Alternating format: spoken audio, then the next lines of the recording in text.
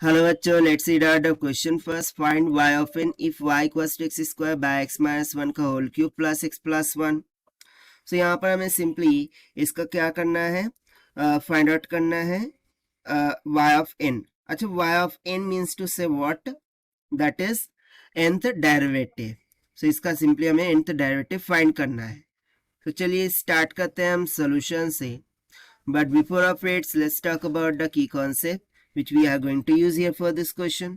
तो देखिए, इसमें मैं दो कंसेप्ट आपको डिस्कस कराना चाहूँगा कि यदि आपको दे रखा हो 1 by x minus of a raise to the power n that whole to the power n, so this can be written as, यदि इसका nth डेरिवेटिव हो, so minus one to the power n in bracket n plus m minus का 1 factorial divided by m minus 1 का factorial into x minus of a to the power m plus n हो जाएगा. ठीक है, ये होगा nth derivative के बारे में.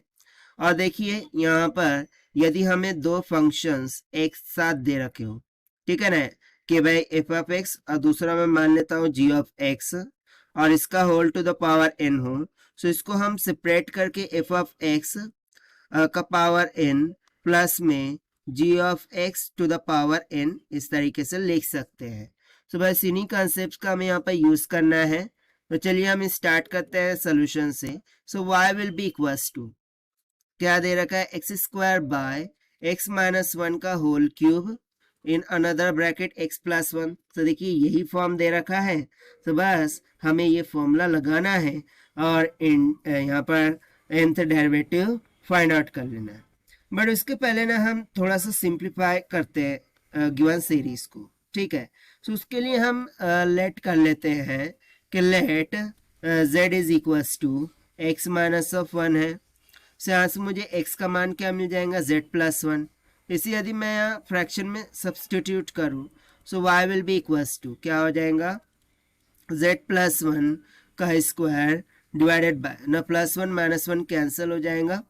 सो ये सिंपली क्या हो जाएगा, z का क्यूब और x प्लस वन है, यानी कि मुझे z प्लस वन यानी कि z प्लस का 2 हो जाएगा. ठीक है, इतना क्लियर हो गया आपको. अब हम क्या करते हैं, पार्शियल फ्रैक्शन मेथड यूज करते हैं और इसको सेपरेट करते हैं टर्म्स को. सो पार्शियल फ्रैक्शन की मेथड से यदि मैं टर्म्स को सेपरेट करूं, सो ये मुझे मिल जाएगा 1/2 z का cube plus 3 divided by 4z का square plus 1/8 times of z minus में 1/8 2 प्लस z के इक्वल. ठीक है, हम क्या करते हैं, z को रिप्लेस करते हैं जो हमने लेट किया था, that is x minus one से. So finally y will be equals to हो जाएगा 1/2 x माइनस का 1 का होल क्यूब देन प्लस में 3 डिवाइडेड बाय 4 इन ब्रैकेट हो जाएगा x माइनस वन का whole square plus 1/8 times of x minus of one. ठीक है, और लास्ट वाला क्या था, सो ये हो जाएगा माइनस में 1/8 टाइम्स ऑफ x प्लस का 1 हो जाएगा.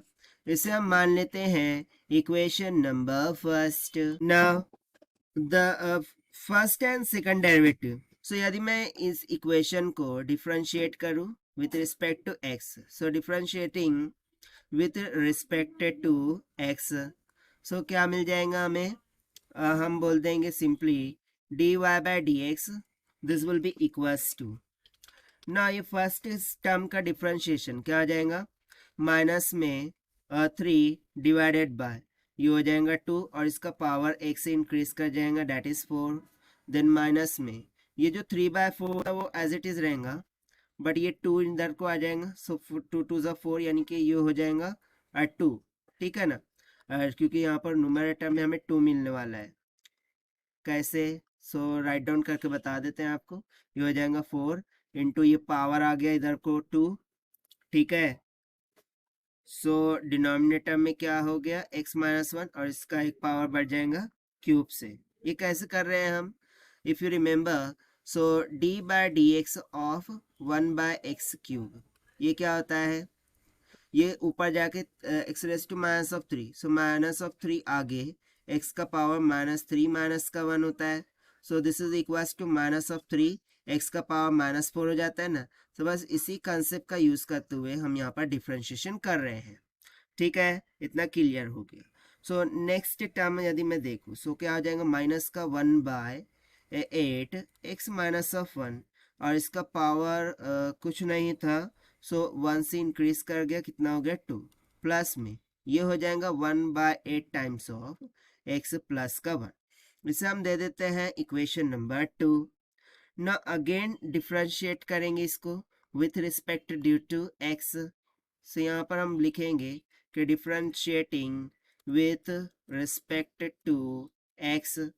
सो अगेन डिफ्रेंशिएशन करने पर हमें y2 मिल जाएगा, and this will be equals to 6 divided by x minus 1 whole to the power 5 plus में 9 divided by 2 x minus 1 to the power 4 plus में 1 डिवाइडेड बाय 4 x माइनस 1 का होल क्यूब माइनस में 1 divided by 4 x plus 1 का whole cube हो जाएगा।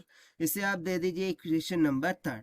But according to question हमें तो nth derivative find करना था, सो उसके लिए अब लगाते हैं हम conceptual formula number first and second.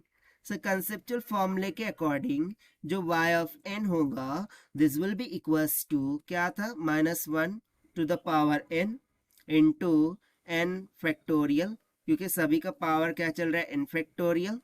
Denominator में मैं 4 को कॉमन निकाल लूंगा, ठीक है ना।